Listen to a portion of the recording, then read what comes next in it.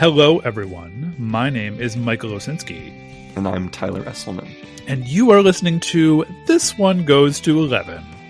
A podcast where Michael and I invite someone, a loved one, a friend, a family member, a member of our community, a collaborator, and we allow them to come into our space and make their case for the perfect album, what they believe to be an album that is perfect. So perfect, in fact, that 10 out of 10 just isn't good enough. Yeah. Well, this week we have Peter Linck joining us. Peter Linck is a bon vivant, DJ, paralegal, and a true man of the people currently based in Safety Harbor, Florida. Peter and I met as the joint tallest, skinniest fellows in the theater department at our high school in St. Louis. His infectious charm and wide-ranging musical taste made him one hell of a DJ.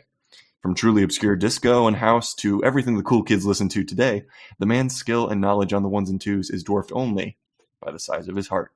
One of the sharpest guys I know, in every sense of the word, Peter is also the proud dog dad of the adorable June and Teddy. Shouts out to those two. That is a glowing testimonial. Like I want to be friends with Peter. You should be so lucky. He's that good. He's a good guy. A+ guy. A+ guy. Well, let's hear what he has to say. We had a good talk with him, but I don't want to give away too much. Let's get right to the episode.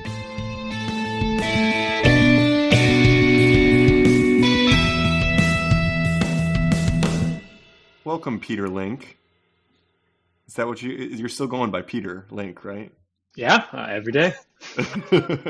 Every day. Nice. Well, thank you for joining us today.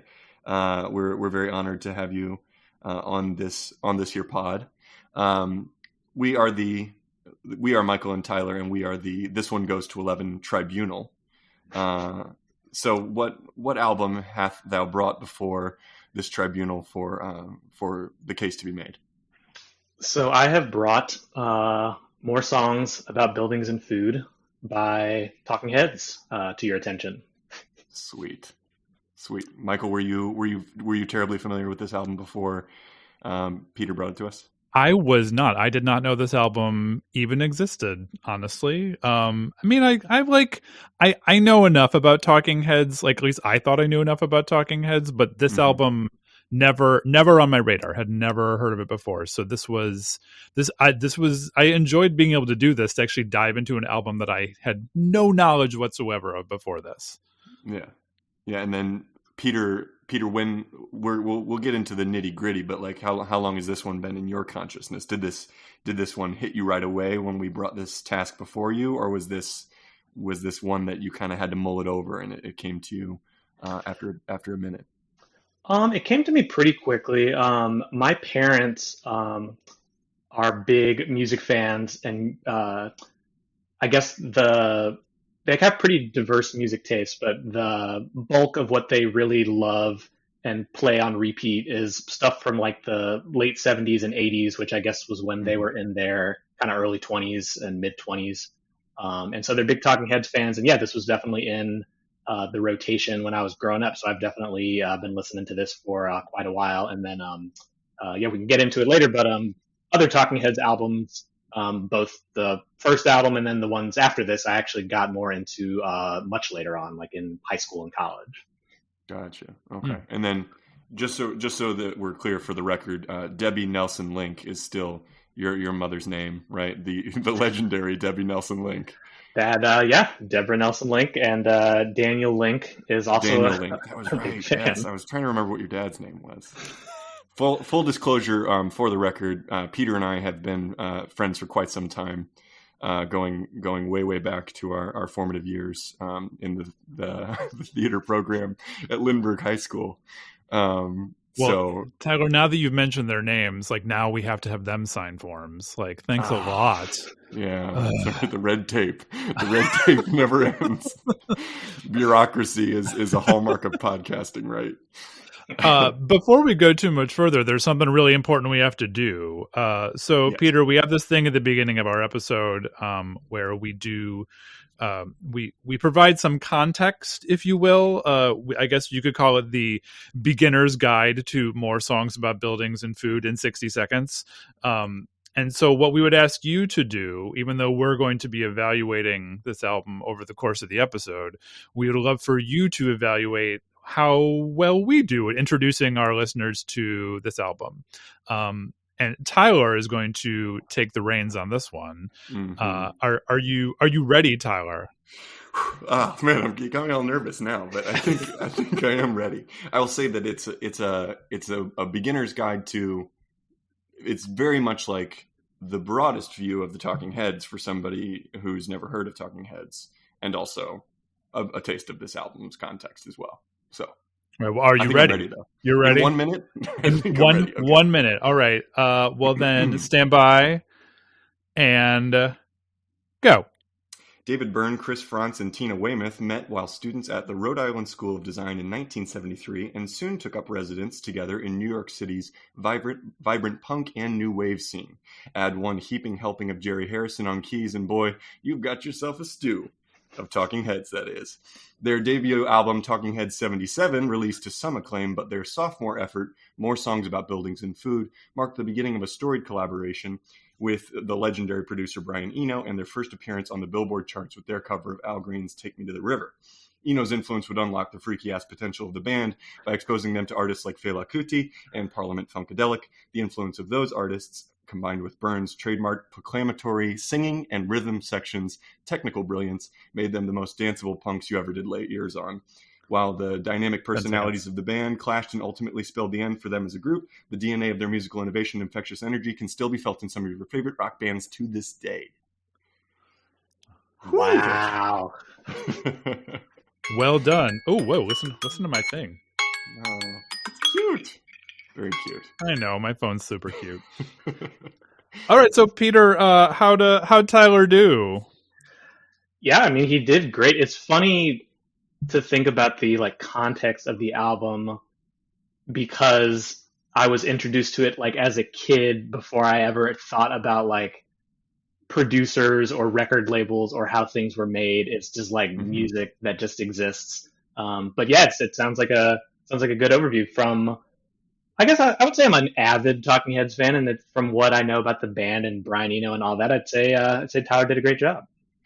Oh, thank you, Peter. Oh, what are you going to give yourself on the scorecard, Tyler? All right, I will give a Peter is known for his curt nods, and so I will give one Peter Linck curt nod to myself for a job well done. For a job well done. Great. It's a very scientific scale, Peter, just so you know. I see that. Cool.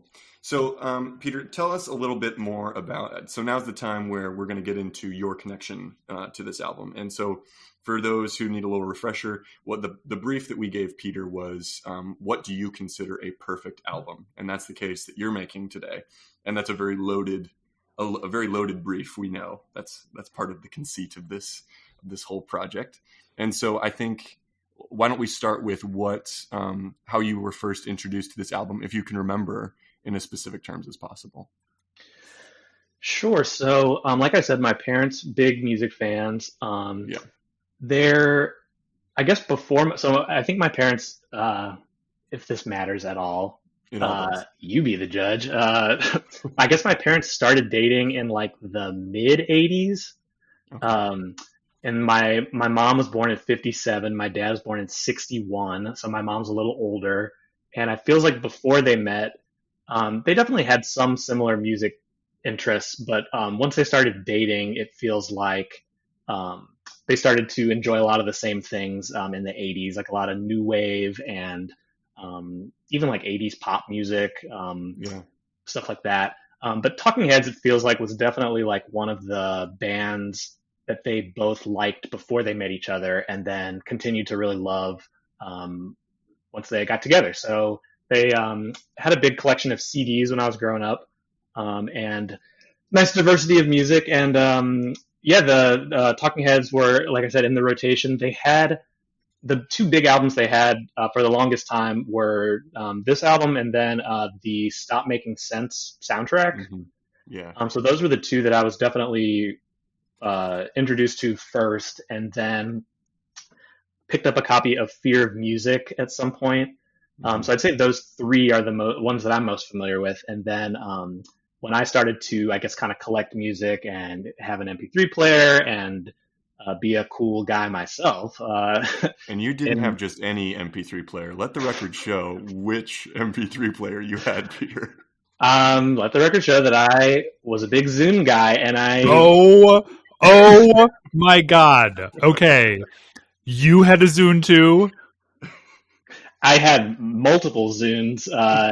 I started off with the classic brick model, and then I think it died, and I got a second one.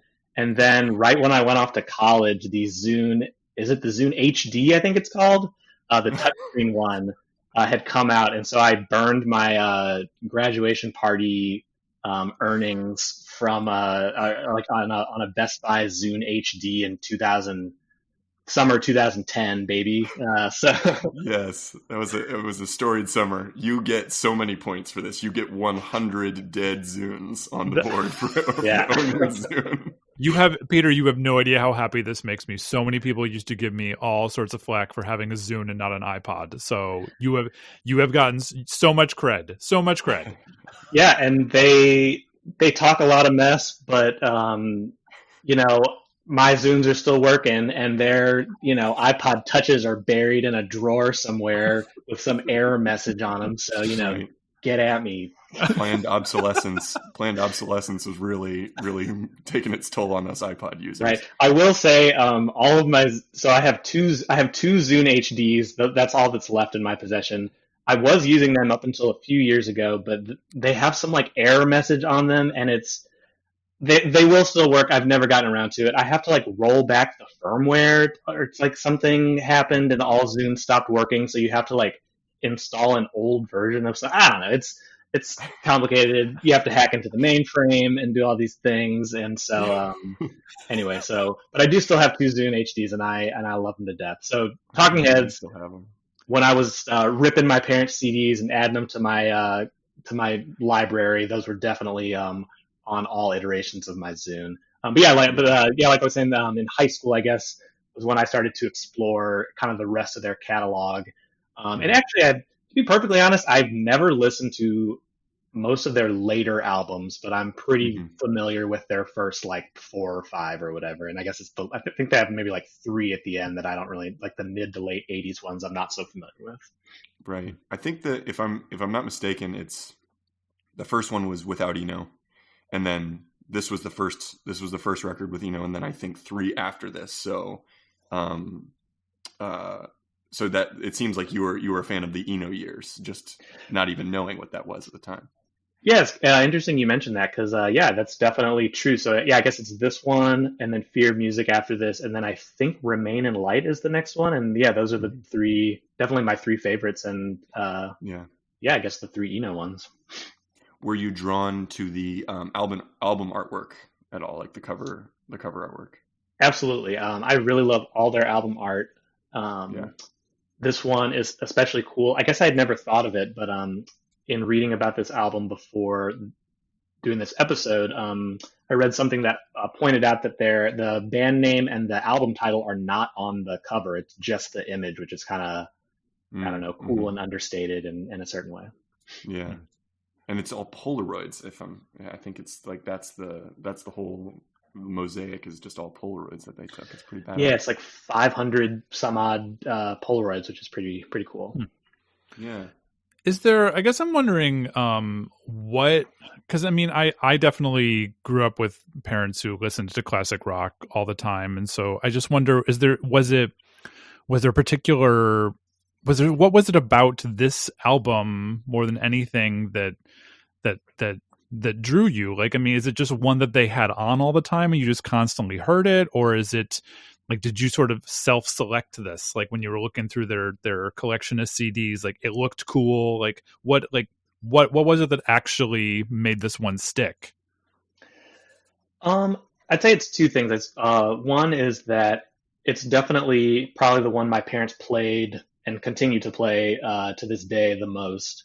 But on top of that, I'm definitely so I'm a DJ, I'll say, and I've definitely found that like dance music and things that are like more upbeat and energetic are definitely that kind of all my music taste across all genres. I just prefer and am drawn to anything that's really upbeat and dancey. And so I guess this album definitely, honestly, is real dancey. Besides like a couple songs at the very end, and then I guess some of their other albums, they definitely have tons of like dancier songs and stuff on other albums. But this one I would say is probably the most like from start to finish, the most percentage of upbeat kind of funky little tunes, and I think I'm just drawn to that. So.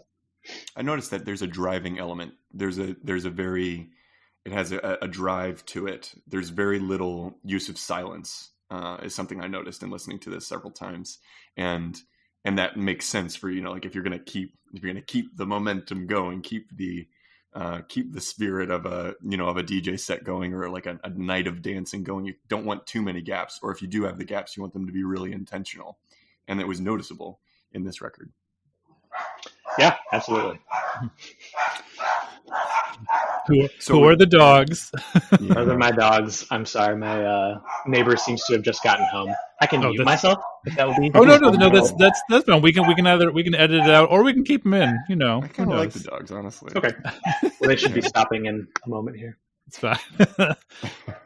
It's like you're saying about it being very dancey. I would say that I was listening to this. I was trying to figure out like what this sounded like to me as I've been listening to it on my headphones all week, and I thought it sounded to me a little bit like if the Rolling Stones and Philip Glass made an album together in the 70s, like that's what this would be. Like, you would never think put those two together, but everything I know about Talking Heads and about David Byrne, he just sort of defies genre or expectations or music theory in some cases.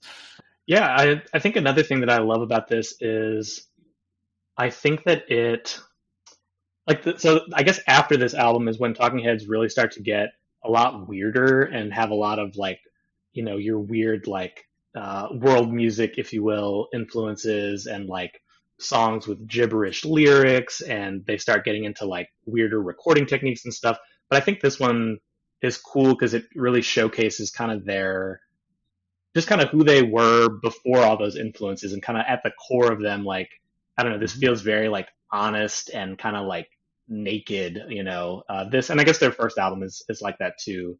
And so it's interesting to, listen to this and see the things that you might like in this album, and then kind of listen to the freakier later albums and kind of see, how they still kind of have that backbone of whatever, I don't know, influences they had in maybe the earlier mid 70s, which is kind of cool. Mm-hmm.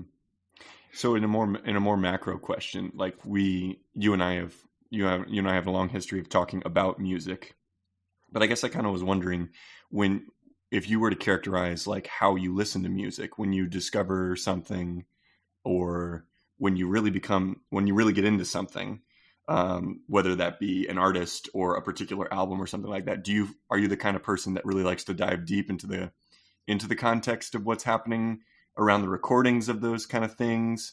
Is that something that you ever have done? Is it something you still do? Is that something that enhances your experience of an album? So I'm definitely a big, I like to read about things. I'm the same way with movies and TV shows. I like reading about production and history, and I'll even sometimes read reviews of stuff as I'm listening to it, or as I'm watching a movie or something. I guess movies less so because it spoils the plot, but I definitely enjoy doing that. Having said that, I'm also very and I guess it's a quality I'd like to work on in myself. I'm very I don't know, I feel like I make up my mind about music very quickly, and so I'm not as patient as I might like to be with music. And so if I hear something that really jumps out at me, I really like it. But I guess the downside of that is if I hear something and it doesn't strike me right away, sometimes I'm too quick to dismiss things. But I think that the kind of energetic nature of this album definitely is what hooked me originally. It's the songs get right into it. They're all pretty short songs, and it's a pretty short album, so it's pretty I don't know, it holds my attention very well. Yeah, That's important. Yeah. That's important for sure. How has your I don't know, like is it something that you can use? Like, do you like sample this? Do you play, like, I mean, I guess what is your relationship to it now? I mean, I know you still listen to it, but like, do you find that it's I don't know, what am I getting at here? No, I totally get what you're asking. So in DJing, so I've been messing around with DJing since like high school. So for, I guess, maybe 12 or 15 years at this point. And at its core, the kind of DJing that I do is really, I guess, in the simplest sense of the word, which is just mixing songs together to make continuous sound. And so in the last few years, I've actually gotten really into vinyl, and I have a big record collection now, and I play records, and I have gotten really into, I guess, older dance music, so disco and stuff from the 80s, and I guess especially like late 70s into the early mid 80s dance music, which for people who are into dance music stuff is kind of like the foundation of, what then became house music and techno and all the stuff that we know nowadays. And so, yeah, I definitely love and am very open to playing older music. And so one thing that I love about older dance music and learning about the history of like old, like a lot of the famous like nightclubs and stuff, and DJs and producers and stuff who were really important back in the day, is that back in the day they were just open to whatever genres. There were still clubs that specialized in, they would play music that was a little more upbeat or a little more electronic or like what have you. But on the whole, like in the late 70s into the 80s, like people were just much more open to, a funk song than a disco song than a crazy electronic, European, Kraftwerk song or whatever. So people are all over the place. So yeah, definitely as I've started collecting and playing more older music, I definitely have circled back to Talking Heads and thought about, which of these songs would work in a DJ set and what, might get people to dance. And I think that's another great thing about Talking Heads that I really love, is that I really think that they might have like some of the broadest appeal of any band. And I guess that's kind of a big statement, but I feel like there's just so many bands where like, even if they're really commercially successful, a lot of big bands or popular things, just always have some contingent of like haters. I think about like the big bands of our lifetime, like, your Red Hot Chili Peppers or your like U2 or Coldplay. Like they're huge bands, but there's a lot of people who truly despise those bands for one reason or another. I feel like Talking Heads is just like, it just appeals to people. And so, as a DJ, picking out songs to play for a crowd, I feel like, it can get young people into it and it can get older people dancing too, which is cool. Do you think that's because, do you think there's something about, it doesn't seem, well, obviously we talk about what the influences are, especially collaborating with Eno and how he brings in, the African music and the, you said it earlier, world music. And you could make the argument that a lot of their sound, especially in the 80s, is sort of derivative of that. But do you think it's that there's such a unique sound to them, that there's kind of this characteristic Talking Head sound that makes the haters, maybe that makes fewer haters for the Talking Heads? I think so. I think another thing that's a big strength of theirs, and this album in particular, is just the simplicity of it. That it's not. Yeah. I mean, I guess they certainly have their pretentious moments, even in like a sarcastic, tongue-in-cheek way. But it's just like stripped down. They're not. I don't know. They're not doing too much. They're not. I feel like, I don't know. Everything's just tasteful and packaged in such a way that it's just approachable, and because of the simplicity, maybe in the melodies or the lyrics, or I guess David Byrne is known for being like really, like he writes songs about real specific, simple topics, and even if the lyrics are like goofy and weird, I guess there's something about the simplicity of it that maybe appeals to people. But I don't know, whatever it is, they're great. They're a He classic. writes songs about buildings and food. That's what he does. I mean, yeah, quite literally. The anecdote on the Wikipedia page, spoiler alert, I did look at the Wikipedia page for more songs about buildings and food, was that they were asking, what does one title an album that's just songs about buildings and food? And then David said, you call it More Songs About Buildings and Food, and there's your title. So that leads me to what is your take on David Byrne, the artist? Do you have opinions about him? Because as we look back on his legacy, you could say, I think there are a lot of people that could say he hosed the other members of the band a little bit, because it just sounds like he kind of bailed a little bit. Do you have opinions about that? Does that factor into your listening of the band, or where do you stand on that? It's a good question. I don't really have a strong opinion about it. Maybe I just don't know enough about like the breakup of the band. I know that I've heard that he, like a lot of bands, that he seems to have kind of been the engine of the band, and definitely like a strong personality that kind of butted heads with people in the end, which I get. But I don't know. I guess I'm not, because the band lasted for as long as it did, and because they made as much music as they did, I'm not too mad at him, because, if they had made like one or two albums and then he, had a big blowout with everybody and broke it up, I'd be a little more bummed. But they have like 8 albums. They've got great catalog, and across those albums, he, lets everybody else in the band shine from time to time. There's funkier songs that are really rhythm driven. There's stuff with keyboards. There's, it's all over the place. So I'm not too mad at him. And I guess I watched a little bit of that. What's the HBO thing that he did somewhat recently? That concert movie? American Utopia, which is still on Broadway, I think. Oh, cool. I still haven't watched it. I need to.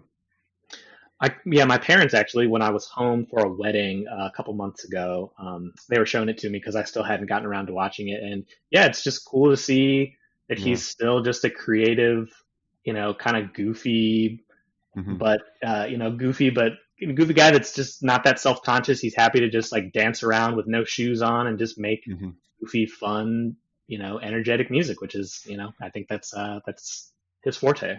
I also, I hope I have that stamina in my late 60s as well. Just want to put that out there. You know what it is? He bikes. He's a cyclist. Really? Yeah, he's all about biking. Yeah, he's got a bike. He's got a book about cycling around New York. He's the dude. Yeah. I shouldn't be showing my cards. I need to be objective. Sorry. I'm going to give you. By the way, I'm going to add some points to the board for you, Peter. I respect that not having a strong opinion about David Byrne's departure from Talking Heads is a strong opinion, and I respect that. So I'm going to give you 3 bold statements for that. So well done on that. And then I'm going to give you a point. I'm going to give you 2.5 gold stars for being the kind of guy that does your homework. That does your homework around the things you appreciate, because I like that about you. I wanted to ask you a very serious question. First off, I wanted to say I've been putting a definite article before Talking Heads a few times in this recording so far, and I know that is improper. They are Talking Heads. They're not the Talking Heads. So I apologize. I apologize for that. But my question to you, Peter, is: are Talking Heads dad music? I mean, if they are, slap my ass and call me a dad, because I love it. But fair enough, yeah. I was wondering that. I was wondering, does this is your dad's music for sure, but in the larger because it's not my dad's music for sure, and I think my dad's a little bit younger than yours too, so that sort of makes sense chronologically. But I wonder if it falls into that. There's always some part of me that when I'm listening to Talking Heads, that I'm thinking, oh, does this share DNA with Steely Dan? Does this share DNA with like those dad bands that we think about? It's a great question. I like to ask the hard hitting stuff. I don't I pray they're not dad music, okay? Because I want to be cool, and I think they're cool, and dads have a tendency to not be so cool. Okay. I This is a random thought I had while listening to this. One thing that I think that I like about this that maybe separates it from a lot of other dad music is there's not really many like solos on this, which I think separates it from a lot of like classic rock that is maybe a little more daddish. Yes, that's a good distinction, I think, because there really aren't solos proper. There are definitely like sections, but they don't feel like they stick out. They're sort of cohesive with the rest of the track. Yeah. But yeah, I think it's just weird enough that it's not dad music, and it's not. I feel like a lot of dad music is also trying to be real epic. I'm thinking like Rush or Led Zeppelin, or not that I dislike these bands or anything, but Talking Heads. There's something a little more subtle about it. It's maybe it's the thinking man's dad music. The thinking, The thinking dad. They're like they're a little prog, but not prog enough to be like way over people's heads. I mean, like because Rush, they feel like they're on another planet, whereas I feel like Talking Heads is still accessible. It's like it's goofy, not like brain hemorrhaging essentially.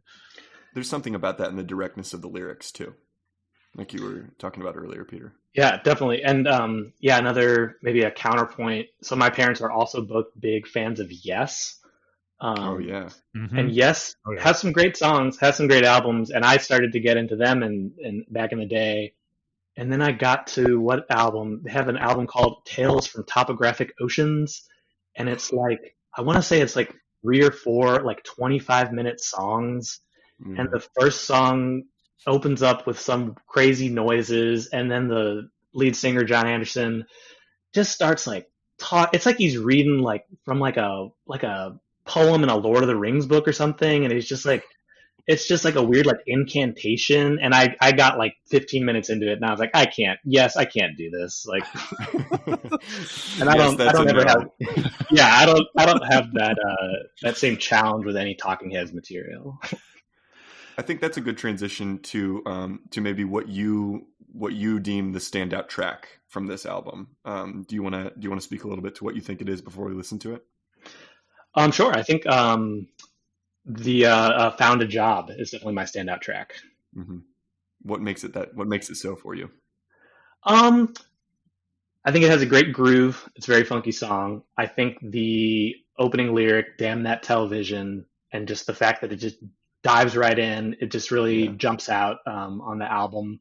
And also, I think I like the little story that the lyrics tell, and I think it's interesting because it's a great example of your Talking Heads song where no one's quite sure how sarcastic it is, and so I think it's kind of fun to look at the lyrics and kind of try to figure out how ironic David Byrne's trying to be. All right, well, let's give Found a Job a listen. That's the end of part 1. If you access this episode via our YouTube playlist, you're about to hear our guest's standout track. If you'd like to jump ahead to part 2, you'll find a link in the description of this episode.